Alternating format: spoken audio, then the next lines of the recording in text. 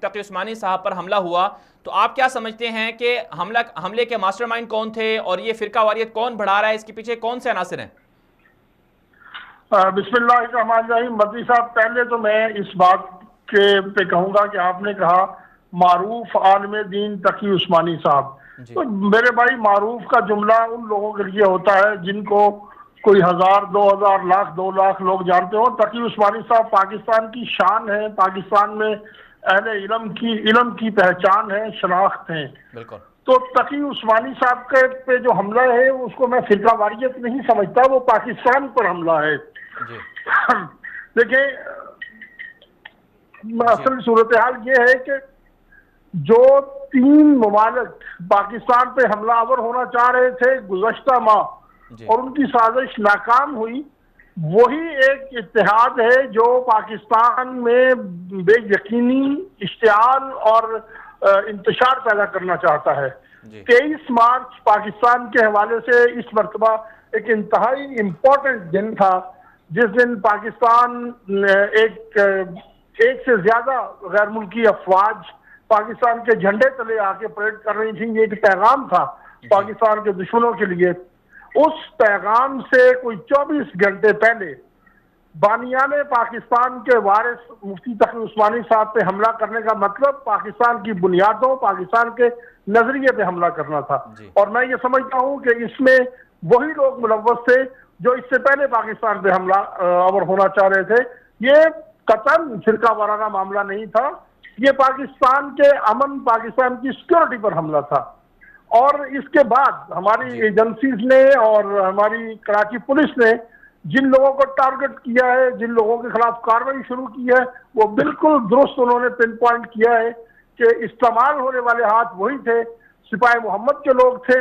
اور سپاہی محمد کے بارے میں کون نہیں جانتا کہ وہ ایران سے آپریٹ ہوتی ہے، اس کا ریموٹ کنٹرول ایران میں ہے، اور وہ ہمیشہ سے پاکستان مخالف استعماری قوتوں اور اس طرح کے فرقہ وارانہ فسادات میں اعلیٰ کار کے طور پہ استعمال ہوتی رہی ہے۔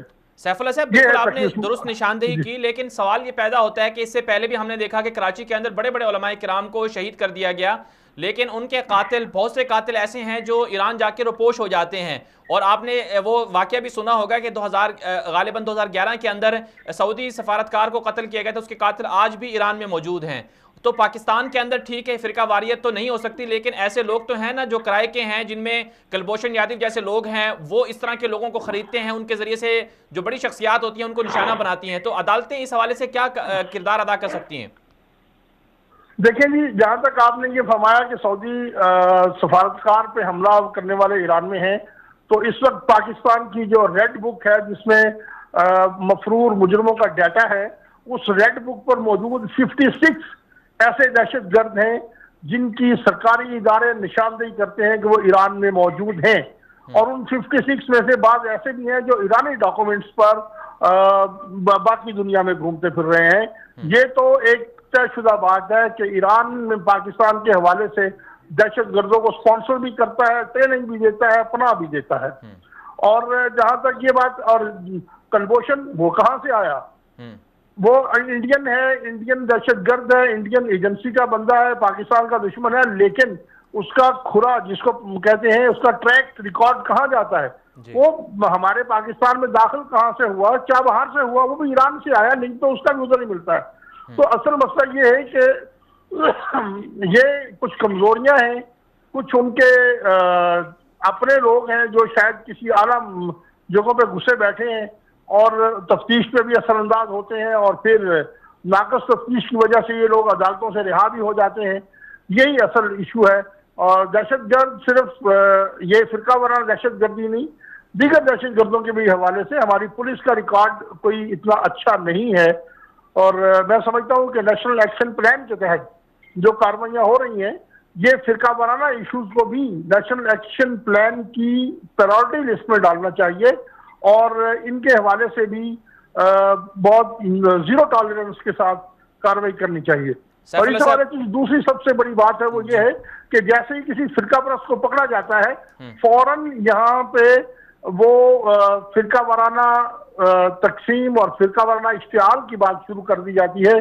مختلف شہروں میں ان کے جو سرپرست سیاسی عناصر ہیں جو ہر پارٹیوں میں موجود ہیں، ایک منصوبہ بندی کے ساتھ ہر پارٹی میں ان کے لوگ موجود ہیں، وہ ان کو شیلٹر دیتے ہیں اور وہ پھر ان کے لیے آواز اٹھانا شروع کر دیتے ہیں.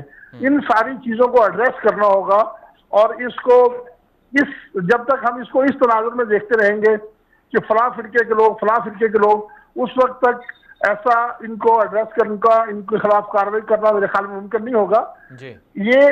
ہمیں یہ طے کرنا ہوگا پاکستان میں کہ جو کوئی بھی کسی دوسرے مسلک، کسی دوسری شناخت، کسی دوسرے گروہ کے کسی شخص پہ حملہ آور ہوتا ہے، وہ پاکستان کا دشمن ہے. بالکل. وہ فرقہ واریت کے نام پہ ہو، وہ لسانیت کے نام پہ ہو، وہ کسی نسلی بنیاد پہ ہو، وہ کسی بھی بنیاد پہ ہو، وہ پاکستان کا دشمن ہے، وہ دہشت گرد ہے.